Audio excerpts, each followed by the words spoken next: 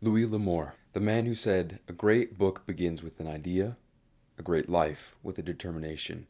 And this man certainly had lots of determination and created an amazing life. Louis was born on March 22nd, 1908, in Jamestown, North Dakota. And he was the seventh child to Emily Dearborn and Louis Charles L'Amour, who was not only a veterinarian, not only a local politician, but also a farm equipment broker. And his father actually arrived in the Dakota Territory in 1882. From an early age, Louis was heavily invested in education. He loved reading, he was always reading, and he said one of the reasons why he was probably so into reading was because his sister was tired of taking care of him when he was so young.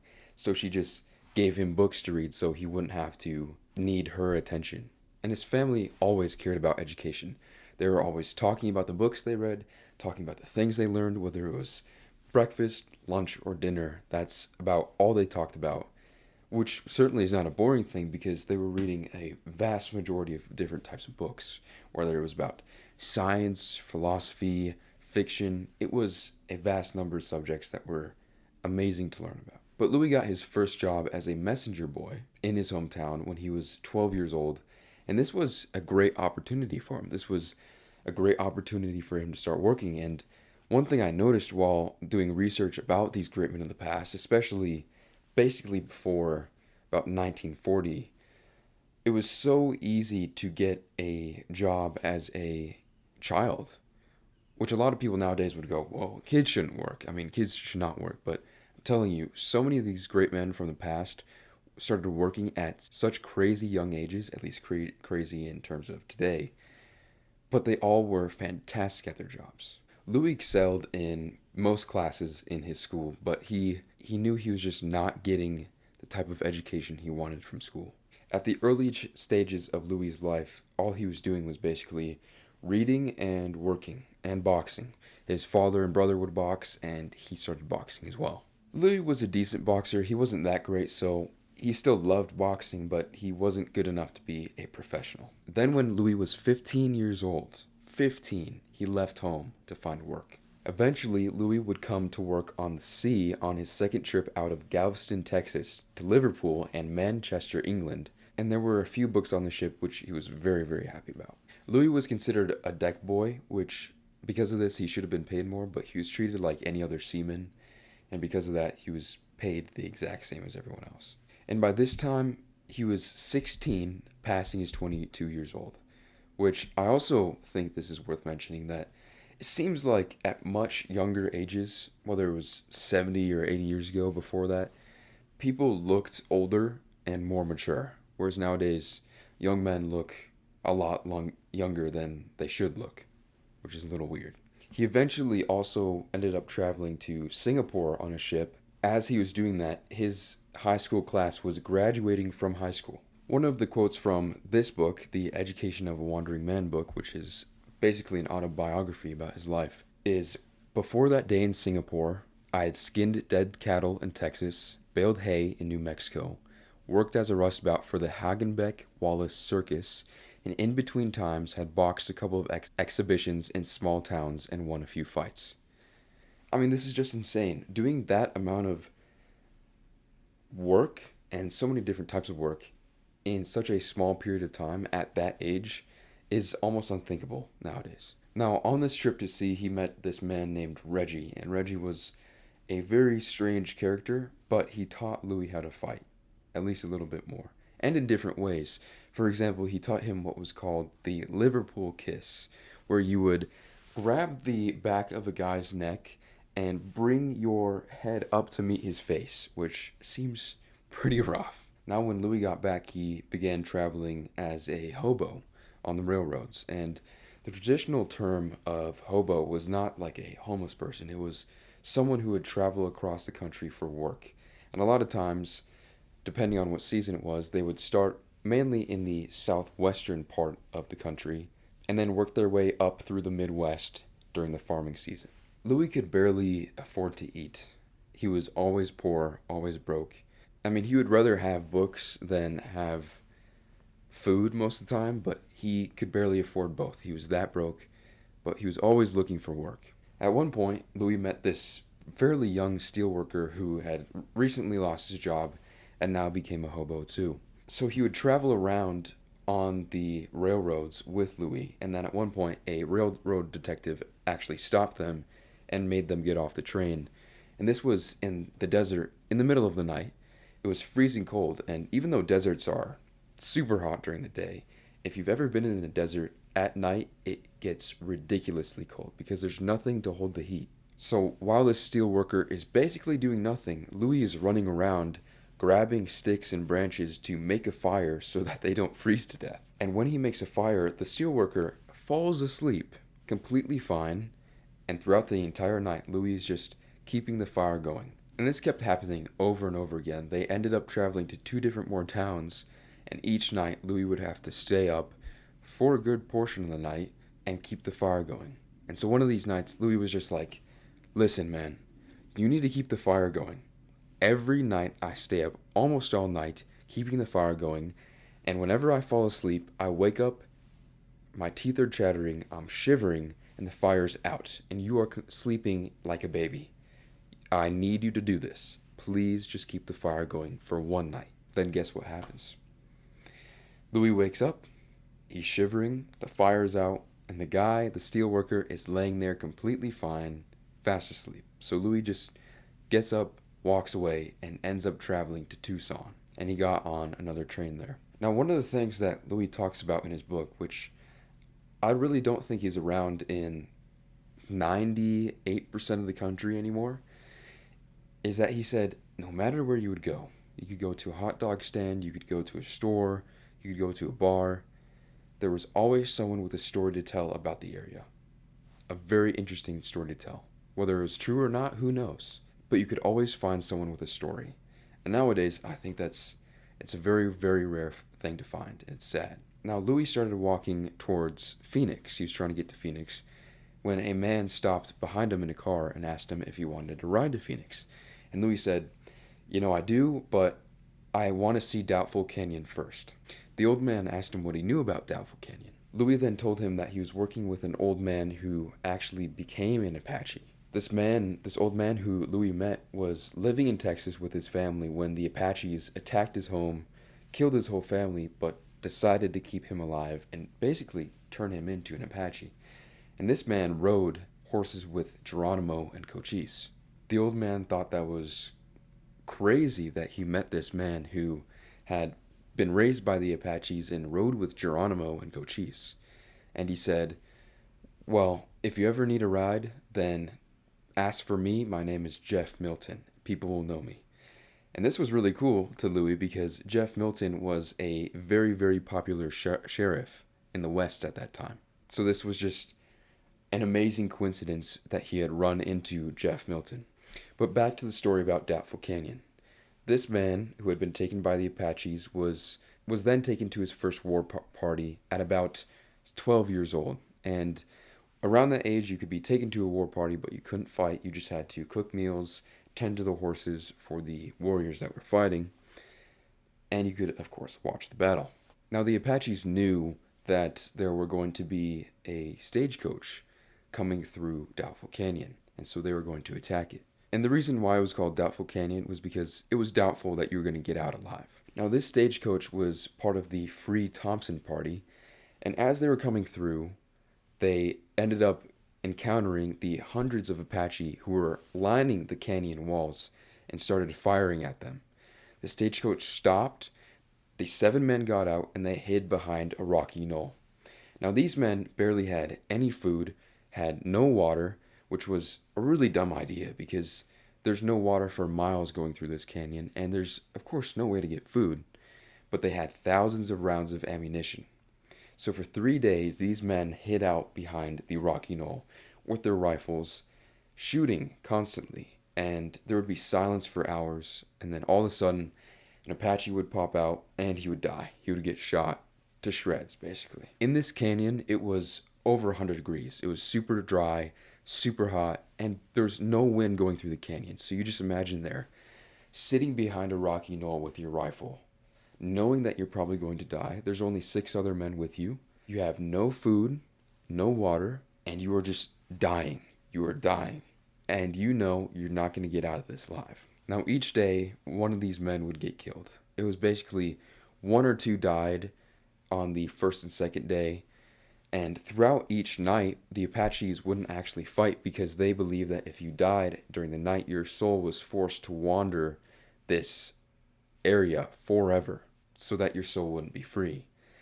And because of this, the 7 men actually took advantage of this and ended up building a sort of like fortification to make sure they had at least a bit more room to fight. And they couldn't actually hide behind the stagecoach because all the rounds that the Apaches would fire could easily get through the few inches of wood. But on the third day in the afternoon, again, it was super hot, unbelievably hot. There were a few more gunshots, and that was it. It was silence. Now, presumably, these men had shot themselves, knowing that if they were captured alive, they would have had a very, very terrible death. Much, much worse. And at the end of this, all 7 men died, and about 130 to 150 Apaches died, which is pretty good for a standoff like that. And of course, this shows just how many more stories people had, how many more interesting people there were. Like, not everybody worked the same job, did the same thing in life. Even though these people back then had very similar jobs, they were traveling, they were working, they were experiencing these amazing experiences, and they always had stories to tell. And Louis came to the realization at this time that one thing all these American pioneers had was that they had dignity. That was something that you could never take away from them. It was a part of them. Even though they had nothing most of the time, they had dignity, and that's what made them different. Then Louis ended up getting a job as a caretaker for a mine, and at this mine, you were completely alone. There was a 30-mile long road to the mine, and just a little small cabin for you to stay in. It could house 2 men, but you were all alone, completely alone, except there was this one Indian who was said to be over 90 years old who lived in this mine shaft a couple miles away in the hills. The previous guy who had worked at this mine actually left within 2 weeks. He was a teacher. He must have just been so tired of being this alone because really there's no one out there. And most of the time it would be completely silent. Every once in a while you would hear one of the chickens outside that you had to take care of. You would hear maybe a bird or two, but for the most part it was completely silent, which especially for people to deal with nowadays would be crazy. So he ended up leaving within 2 weeks, but Louis thought he could stay longer. Louis ended up talking to this Indian who you could only really talk to if he talked to you first. He wouldn't really respond to you if you tried to talk to him. But he also carried a pistol around with him, so you didn't want to mess with him because he was said to be a dead shot. Definitely not the type of person you want to mess with. But after working at this mine as a caretaker, Louis left his mining job to return to the sea. Louis wanted to go to the sea for the 3rd time to receive his 3rd mate's ticket. But while on the bus, while the bus actually stopped so everyone could get food, when everyone came back, Louis' suitcase was gone. And the bus driver said that he saw someone with out-of-state plates driving away just as soon as he came outside. So after buying new clothes, some more books, all of it was gone except for one book that Louis left on his seat in the bus. So now he had nothing again. This means that he couldn't go out to the sea. But he ended up going to another town and he met a man who had several claims. The man brought Louis to one of them to do some work on the claims and just dig out this tunnel a little more and maintain the road basically, and that was his whole job. And at this place that Louis was staying by the claim, there was a old Model T for him to drive back into town every 5 days and collect his pay if the guy didn't actually come back to check on him. Now this claim was in Death Valley, which, if you don't know, gets extremely hot, exceeding well over 100 degrees. And it was impossible to work outside in the middle of the day. You either had to work super early in the morning or late at night. And at the end of the 5 days, the guy didn't come to pay Louis, so he decided he was going to get in the Model T and drive back into town. But along the way, Louis had forgotten to remove this big rock that was right in the middle of the road, and at the last second, he couldn't turn and ended up crashing into that rock. And the axle to the Model T was broken. He could not drive. So now started the long, nearly 60-mile walk to this town. Now by this time it was fairly early in the morning, so Louis could start walking and it wouldn't be too hot. He walked throughout the day, and he had a can of peaches with him, which was all the food he had, and he had a little canteen of water. And he remembered that there were some ponds along the way that he could stop by and have safe drinking water. So he started walking along the road, being sure to remember exactly where the road was and that he wouldn't leave it. He kept walking, and every once in a while he would stop, take a rest, drink some water, and maybe even fall asleep for a few minutes. But he kept walking, and then the day was over and he had to sleep. He was so tired, so exhausted, he walked more than he ever remembered walking. So he fell asleep and then woke up in the middle of the night, and he was freezing. So he got up and decided, well, I need to get warm, and I also need to get closer to town, so I'm just going to start walking now. So Louis started walking throughout the night, and then at about 9 or 10 a.m., he decided that he needed to rest a little more, and he found this little cave-like thing in some rocks. So he climbed in, and as it was starting to get warmer, he saw this rattlesnake coming down at the other end of the cave towards him, and he was like, oh boy. So he grabbed some sand, threw it at the rattlesnake, threw some more sand, threw some more rocks, and then finally the rattlesnake went away. And Louis knew that by this time it was just going to be too hot for him to walk anymore. So he waited until around 4 or 5 p.m., then got out and started walking again. By this time, he had found a sign that said there was 30 more miles left to get to the town, when he had already walked about 20 or 25 miles to get to where he was. So Louis kept walking and walking, occasionally stopping at these ponds, and he ate all the peaches he had. He drank the juice that was in the can of peaches, and then he used the can as a sort of canteen to get some more water to carry with him. Now, eventually, after this crazy amount of walking and experiencing these crazy conditions, he got into the town and sat down to have some Coke. And the people were like, "What happened to you? Where were you?" And he said, "I just walked in from Death Valley." And they could not believe it. They couldn't believe it. But Louis eventually ended up finding the man who had sent him to his claim, and Louis got paid $150. The reason the man actually hadn't come in to check on him was because he got sick. But now Louis decided that he was finally going out to sea to get his third mate's ticket. Louis then went to Los Angeles and then to San Pedro to get on a ship. But because there were so many sailors trying to find a job, he couldn't get on a ship for the next 3 months. So in San Pedro, there was a seaman institute, and he stayed there for the 3 months. They had board games, they had a small library, they had all these things you could do, and all these interesting people hung out there who had crazy stories to tell. So for 3 months, Louis stayed there, not eating very much, sleeping in bad places. He couldn't stay in the institute. He had to sleep outside in just places he found. During this time, this gave him lots of time to read, though, and he was very happy about that. Then finally, when the 3 months was up, Louis then got on a ship and went to the Far East, where he would experience some things that would absolutely inspire some of his stories. One of the things that Louis said was that he feels sorry for young men nowadays because it's so difficult to experience anything. You basically can't go anywhere without a formal education. I think in the way he meant it was like, you always have to have so many qualifications for these jobs, where when he was 16 years old, he could go anywhere and eventually find some job that he could do. Whereas now it's basically impossible to get a job at 15 years old. But by this time, the crash of 29 came, and Louis started working at a veneer plant in Oregon. And while he was working at this plant, there was actually a guy who tried to rob Louis when he was walking back from work that day. The guy just said, "Put him up." Louis turned around, punched him in the face, grabbed his gun, and ran about half a mile before he realized he even had the gun in his hand. And then he ended up selling the pistol at a pawn shop for, I think it was like $6. Now in 1930, Louis read 115 books and plays. To me, that is just insane. But he would always try to find some time, even if it was 5 minutes, 2 minutes, when he was waiting for his friends to show up for lunch. He would pull out his book and start reading, but this made it super easy for him to get through all those books and plays, just to take that little bit of time. But after working at the veneer plant, him and his brother decided that they wanted to get their parents a new place in Oklahoma. Now, Louis ended up staying in Oklahoma, actually, and this is where he really began his writing career. though he would still box, and he ended up creating a boxing team of about 4 to 8 boys in that town. Now, like most great writers, all of his early writings were rejected.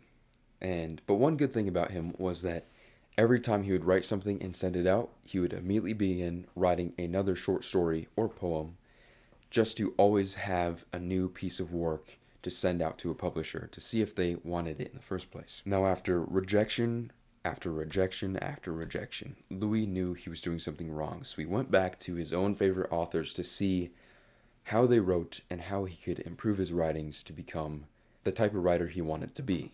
Then in 1935, he sold his first short story. The story was called Anything for a Pal, and it was a gangster story published in the True Gang Life magazine, and he was paid $6.54 for this story. And during this time, Louis also started reviewing books for people, which would give him a new perspective of what people were reading at this time and what made their writings good. And this is when Louis really transitioned to becoming a full-on Western writer. One of his goals for his books, he said, was to have old-timers read his books and go, yes, that's how it was.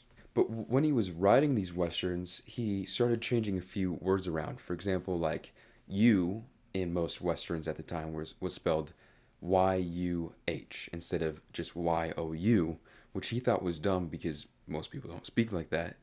So he started changing some of these words around and changing the form of what Westerns were.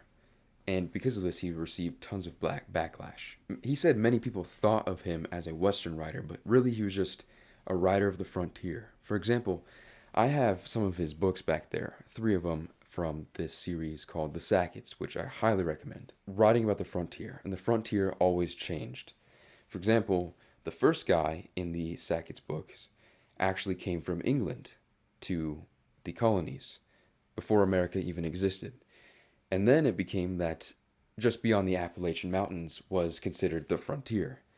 So he was always writing about the new frontier, even talking about how later on, if he could continue writing, he would start to write about space because that was the final infinite frontier. But just as Louis was starting to get his groove with writing Westerns, World War II started. Because he had considerable knowledge of the Pacific, he actually wanted to join naval intelligence, but because he didn't really have a formal education, he couldn't, and he was rejected. But he wanted to see action either way, so he joined the tank destroyers, and he was planning on going off to the Pacific to fight and see action. But the commander who was in charge of giving him that position in the Pacific became ill. Another man took charge and sent Louis over to Europe to join the Transportation Corps, which honestly, Louis probably would have died if he went to the Pacific, so it's very good that he ended up being sent to the Transportation Corps. Then when the war ended, Louis was expecting to get back in time for Christmas in 1945 because him and many other people got on the USS Boise, which is a light cruiser, and their voyage back was supposed to be about 4 days. But then this terrible, terrible ocean storm came in, and it ended up taking them 16 days to get back, so they couldn't get back in time for Christmas. Now, when Louis got back from the war, he faced a new set of challenges. He realized that many of the publishers who were starting to accept him were either off at war and they had died, or they were just simply new people, or even they just moved on from Western writings and thought he wasn't really relevant anymore, basically. But Louis kept trying, and he became extremely successful. And one of the things that he said made him so successful was because he had traveled around the country and he knew what these places looked like. He knew what the setting of one specific book would be, and he knew the landscape very well.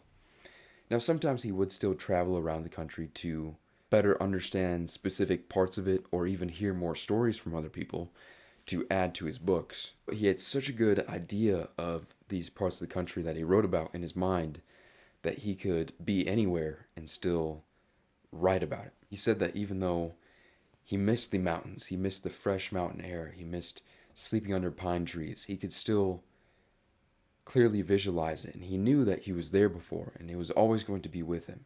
Louis continued traveling throughout his life, and then he started to travel just a little less when he got married and had kids. but he basically didn't stop writing even throughout his final days. And Louis L'Amour, as a non-smoker, died of lung cancer in his home in Los Angeles on June 10th in 1988. He sold nearly 200 million copies of his books in 20 different languages, and 30 of his books formed the basis of a number of films. And honestly, even though I had read this book about twice before, and again, this is called Education of a Wandering Man, I highly recommend it. Also, a lot of the books he read were called Little Blue Books, which were actually basically this exact same thing. It was this. And they had tens of thousands of these small books, which are about 60-something pages long. But this one's about physiology, and it's physiology self-taught. And this is a lot of what he would read because, again, it's so small, just a bit bigger than a playing card, and he could carry a ton of them with him. But while reading through his autobiography, again, it was amazing to see the life he lived. And it was amazing to see the type of man he was. Now, I think there's a couple of things that make him a great man, and one of them was that he was always willing to observe. He wasn't trying to be the center of attention. He wasn't trying to constantly talk about the experiences that he had, what he knew. And this is what ended up making him such a great writer and storyteller, was that he observed and he listened. He listened to these people who had these amazing stories to tell.